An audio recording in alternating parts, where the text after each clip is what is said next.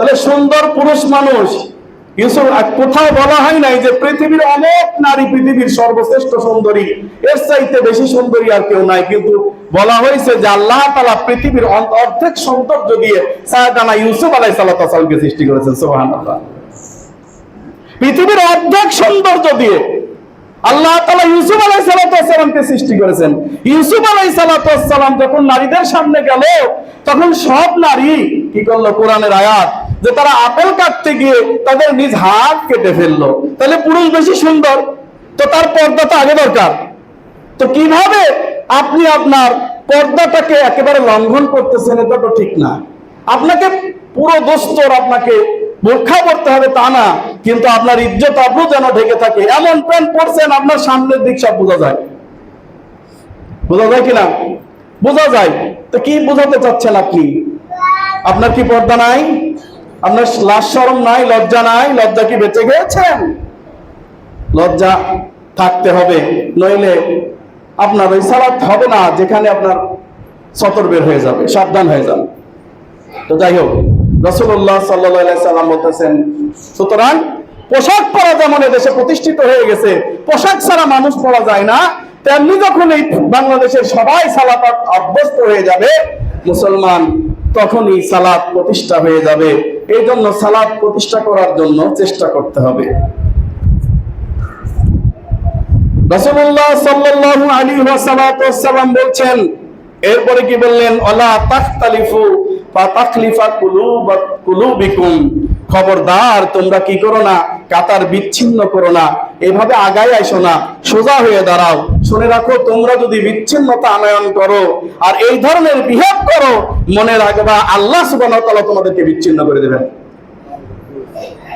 আল্লাহ সুবহানাহু ওয়া তাআলা বিচ্ছিন্ন করে দেবেন। দিনাজপুর থেকে একজন হানাফি মুফতি আমাকে ফোন দিয়েছে।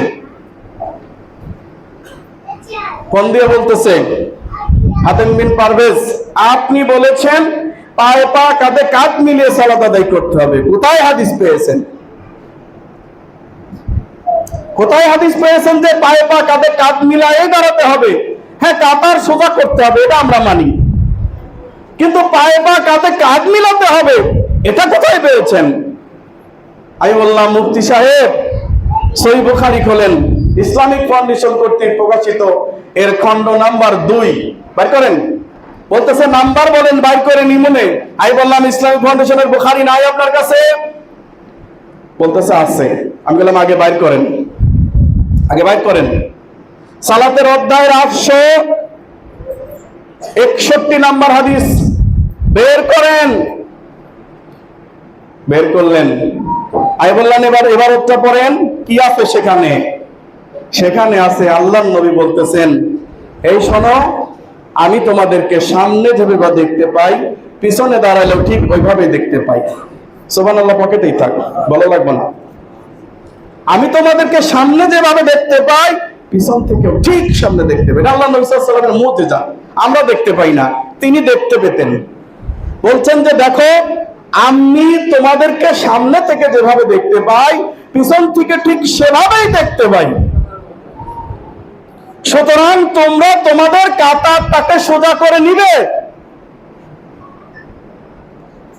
শুনে রাখো, কাতারটাকে অবশ্যই সোজা করে নিবে। রাবি আনাস রাদিয়াল্লাহু তাআলা বলছেন, কি বলছেন? ওয়া কানা আহাদুনা ইয়ালজিকু মানকিবাইহি বিমানকিবি ওয়া সাহিবিহি ওয়া কদামাহু বিকদামি। আল্লাহর নবীর সাহাবী আনাস রাদিয়াল্লাহু তাআলা বলছেন, ওয়া কানা আহাদুনা, আমরা একে অপরের সাথে ইয়ালজিকু মানকিবাহু বিমানকিবি, কাঁধের সাথে কাঁধ, ওয়া সাহিবিহি কদামিহি বিকদামি, পায়ের সঙ্গে পা মিলাই দিতাম। কথা বুঝছেন? কাঁধের সাথে কি মিলাই দিতাম? কাঁধ। পায়ের সাথে কি মিলাই দিতাম? পা। তো পা তো খালি এইটুকু, তাই না? এই যে কেনি আঙ্গুলের যে টুকা অংশ আছে, এটুকু পা। ইয়ালজিকু শব্দের অর্থ মিলায়ে দেওয়া, তার মাঝখানে কোনো ফাঁক থাকবে না, কোন রকম ফাঁকা থাকবে না। ইয়ালজিকু মানকিবাহু বিমানকিবি ওয়া সাহিবিহি কদামাহু বিকদামি। কেউ যদি সালাতে জোরে আমিন না বলে একটু আস্তেও বলে, আমরা বলি না তার সালাত বাতিল হয়ে গেছে। কেউ যদি বুকে হাত না বেঁধে একটু নিচেও বাঁধে, আমরা বলি না তার সালাত বাতিল হয়ে গেছে। তবে রাসূলের তরিকায় হয় নাই। কোন বিষয়ে তো গুরুত্ব দিয়ে বলেন নাই যতটা গুরুত্ব তিনি দিয়েছেন পায়ে পা কাঁধে কাঁধ মিলানোর ব্যাপারে।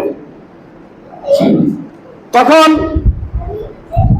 মুফতি সাহেব আমাকে বললেন, এলজিকু মানে মিলানো বুঝলাম, আরে সেটা তো সোজা হয়ে দাঁড়ায় কাতার সোজা করলেই হলো, এলজিকু মানে কি এইভাবে মিলাইতে হবে? আমি বললাম, আরে বোকা, আপনি আপনার বিদেশ থেকে 10 বছর পর স্ত্রীর কাছে এসেছেন, এবার আপনি বললেন যে আমি আমার স্ত্রীর সাথে মিলিত হতে চাই, তো মাঝখানে একটা কোল বালিশ থাকলে কোনো সমস্যা নাই? কথা কয় না। 10 বছর পর বিদেশ থেকে এসে মাঝখানে কোল বালিশ দিবেন, কারণ আমরা মিলিত হতে চাই, মাঝখানে একটা ফাঁক থাকলে অসুবিধা কি? আমি মুফতি সাহেবকে বললাম, আপনার স্ত্রীর মাঝখানে একটা কোল বালিশ রেখে দিয়ে বলবেন, ইয়ালজিকু আমরা মিলবো, তবে মাঝখানে একটু ভাগ থাকলে কোনো সমস্যা নাই। আছে না নাই? কথা কয় না, আছে না নাই? তার মানে পৃথিবী মানব শূন্য হয়ে যাবে, এরকম যদি সুন্নত তারা মানে।